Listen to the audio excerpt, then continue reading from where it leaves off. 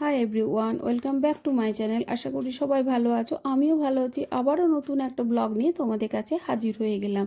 তো সকাল সকাল সমস্ত বাসি কাজ সেরে আমি এখন রান্না বান্নায় চলে এসেছি। আজ ব্লগটা একটু দেরিতেই শুরু করেছিলাম, মানে সকালে কাজগুলো ভাবলাম আগে করে নিই। শীতকালে না একটা সুবিধা জানো তো, যে তাড়াতাড়ি কাজগুলো করে রান্না করলে আর চান টান করতে অতটা মানে মন হয় না। কারণ গ্রীষ্মকালে আবার রান্নার পরে একটু স্নান না করলে বিরক্ত লাগে। তেমন আবার গ্রীষ্মকালে বেলা হয়ে কাজ করলেও অতটা অসুবিধা লাগে না, কিন্তু শীতে আবার একটু বেলা হয়ে গেলে কাজ করতে খুব অসুবিধা লাগে, তাই না বলো? আর ওই যে অনেক কিছু সবজি টুকরো টুকরো করে পড়েছিল, তো ওইটা একটু চচ্চড়ি বানিয়ে দিলাম। আর এখানে একটু বাঁধাকপি সবজি বানিয়ে নিচ্ছি। বাঁধাকপিটা একটু বেশি ভালো করেই বানিয়ে নিয়েছিলাম, কারণ যদি রয়ে যায় তাহলে রাত্রে হয়ে যাবে, আর আলাদা করে আবার বানাতে হবে না। কারণ কি জানো তো, এখন এই শীতকাল তো খুব বিরক্ত লাগে দুবেলা রান্না করতে। তো যদি রয়ে যায় ভালোই হবে, একটু গরম করে নেবো আর কটা রুটি করলেই বেশ হয়ে যাবে। ওই জন্য ভাবলাম একটু বেশি করেই করি। আর ওই গতকালের কটা খয়রা মাছ রয়ে গেছিলো, সেটা একটু ঝাল করে দিলাম। কারণ আমার খয়রা মাছটা না একটু ঝাললেই ভালো লাগে সর্ষে দিয়ে, অন্য কোনো কিছু আমার অতটা ভালো লাগে না। খয়রা মাছটা আমার খুব প্রিয়, কিন্তু ওই সর্ষে দিয়েটাই আমার বেশি প্রিয় লাগে, মানে সর্ষে পোস্ত দিয়ে যেটা বলছি। আর আমার ভিডিওটি যদি ভালো লেগে থাকে অবশ্যই একটা সাবস্ক্রাইব করে দিয়ে যেও, আর কমেন্টের মাধ্যমে জানিও যে আমার ভিডিওটি তোমাদের কেমন লাগলো। যদি সম্ভব হয় একটা লাইক আর শেয়ার অবশ্যই করে দিও। তো যাই হোক, তারপরে আমি আবার একটু সবজি টক বানিয়ে নিচ্ছি। টকটা শেষ হয়ে গেছিলো, আমি একসঙ্গে দুদিনের মতো করে রেখে দিই।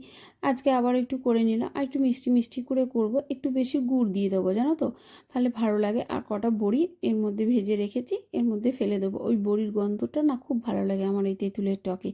আর এখানে একটু শুক্তো বানাচ্ছি। তো প্রথমে কি করেছিলাম, 5 ফোড়নটাকে একটু হালকা শুকনো কড়াইয়ে ভেজে নিয়েছিলাম। এবার ওটাকে গুঁড়ো করে রেখে দেবো। তারপর কড়াইয়ে তেল দিয়ে বড়িগুলো ভেজেছিলাম। ভাজার পর আস্তে আস্তে সমস্ত সবজিগুলোকে আমি ভেজে নিচ্ছি। তোমরা হয়তো বলবে যে দিদিভাই কত কম তেল দিচ্ছ। হ্যাঁ গো, আমাদের বাড়িতে না একদম কেউ তেল খেতে চায় না, খুব মানে বিরক্ত হয় তেল করে দিলে কোনো রান্নায়। ওই জন্য খুব কম তেলে আমাকে রান্না করতে হয়। মানে সব খাবারই খাবে, কিন্তু তেল জাতীয় খাবার দেখলে ওরা পুরো নাক ছিটকায়, আর খুব অসুবিধা। দেখবে অল্প তেলে রান্না করাটা না খুব কষ্ট হয়ে যায়।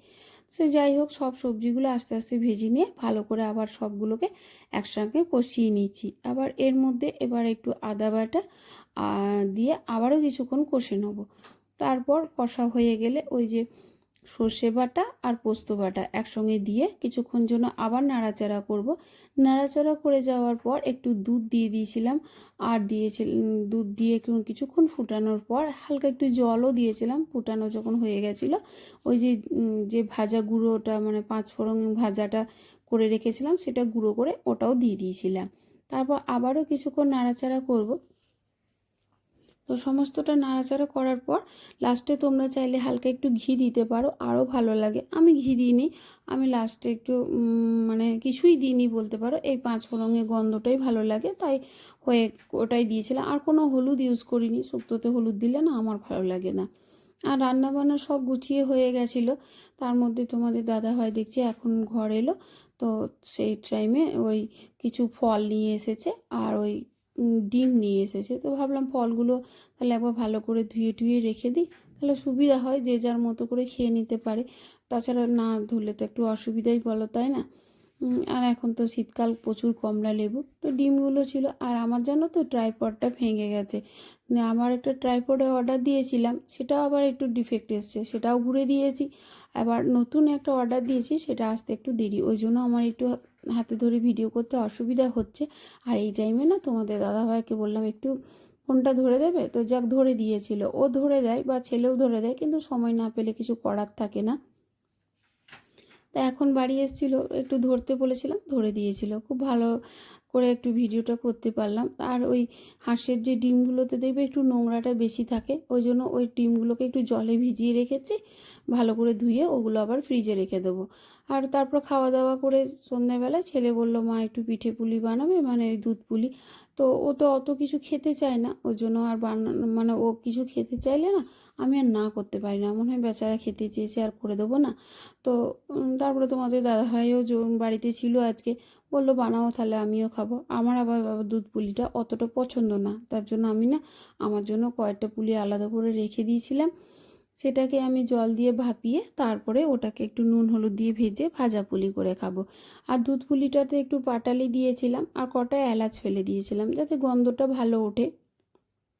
আর এমনি কোনো মানে বলতে পারো ওই নারকেলের গুঁড়ো দিইনি, কারণ আমাদের বাড়িতে আবার ওই নারকেল দিলে না ওদের সব বলে যে না কেমন মুখে লাগে, ভালো লাগে না খেতে, ওই জন্য আর দিইনি।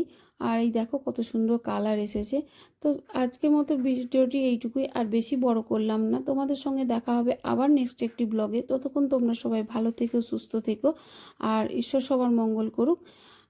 আমি এটাই কামনা করি। আর আমার এই ভাজা পুলিটাও এখন হয়ে গেছে। চলো আজকের মতো টাটা।